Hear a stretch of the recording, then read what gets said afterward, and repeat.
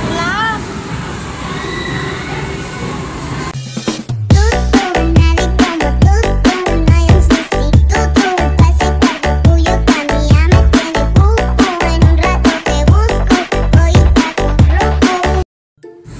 Hi guys! Welcome back to Rian's channel. So for today's video guys ay nasa Star City pa rin kami. Continuation lang po yan. Last week na premiere namin.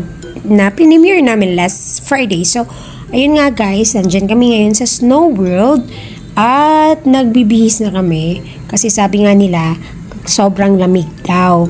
But actually, nakapunta na kami dito. Pero wala pa si Rian. So, first time na dumating yung papa ni Rian dito sa Pilipinas. Pumunta kami dyan, kasama si ate at si kuya. So, ngayon, nakabalik na rin kami na nandyan, malaki na si Rian. Mga 3 years old, I think. So, pero, wala itong Snow World. Hindi siya nag-operate. So, ngayon, bumalik kami dito. Kasi gusto ni Rian mag-carnival. Carnival? So, ayan guys, bawal kasi pumasok din na hindi naka-shoes kasi naka-crocs si Rian at that time. Ayan nga, papasok na kami dyan guys. So, masasabi ko lang is kung meron kayong, ano ba tawag dyan, yung para sa ears. Kasi, kailangan mo talaga daw bumili kasi nga malamig sa loob. At gloves, 150 pesos each guys. Kung meron kayo sa inyo, so bit-bit na lang kayo kasi sayang din. Ayan nga guys, nag-rent na lang din kami ng shoes ni Rian, 30 pesos. Kasi nga, naka-crocs siya, bawal kasi daw. So, ayun. Ayun nga, pumasok na kami niyan after. Tapos, bawal lang mag-video. So, hindi na kami nakapag-video, saka nakapag-picture sa loob kasi nga bawal. So, ayan, napapasok na. Tapos, ayan, namili pa talaga sila. Ayaw nila na green, so black pinili nila. At nag-picture-picture na lang din kami sa labas kasi nga bawal sa loob.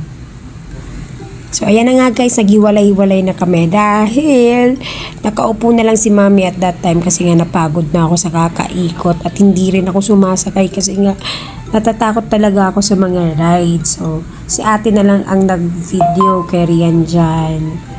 Ayan, nag-iikot-ikot sila. Hindi ko na alam kung anong sinakyan nila. Hindi na rin ako nakapag-video kasi nga sumakat na yung likod ko sa kalakad at kakasunod sa kanila. So, sabi ko, upo-upo na lang muna si mami.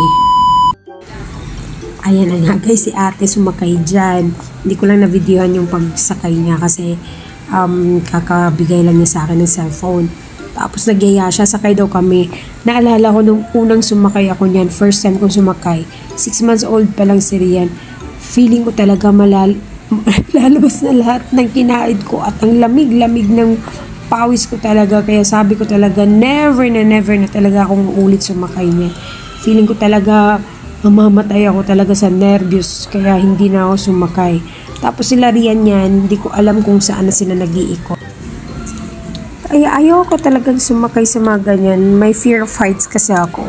Kaya pag mga ganyan na umaalog-alog, feeling ko talaga mamamatay na ako.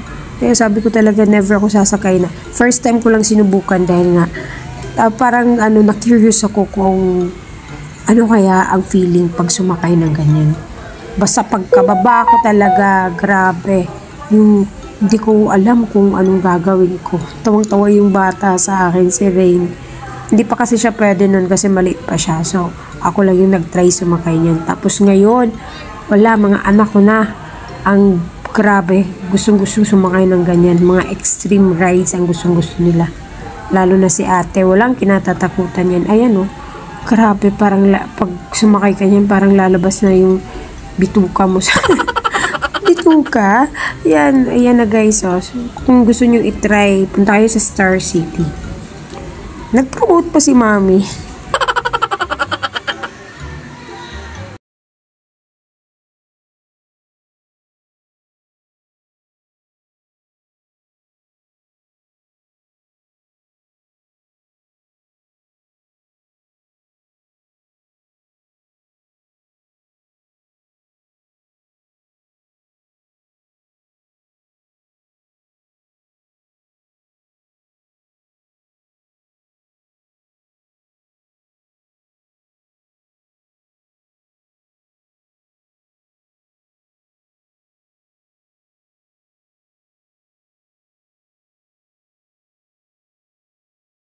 nga si ate, nakababa na, grabe, walang katakot-takot.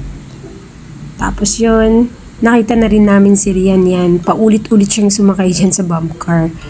Nung una, ayaw niya.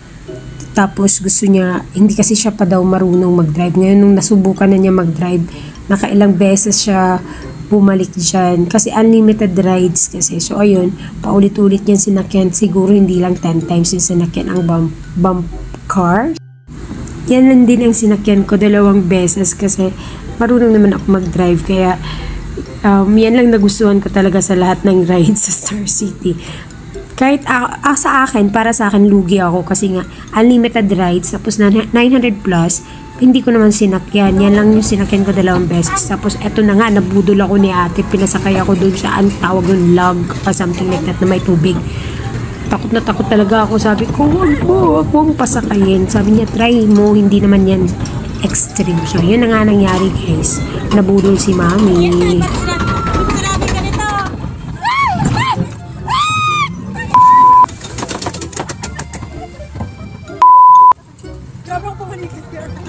Usa ka ba ni?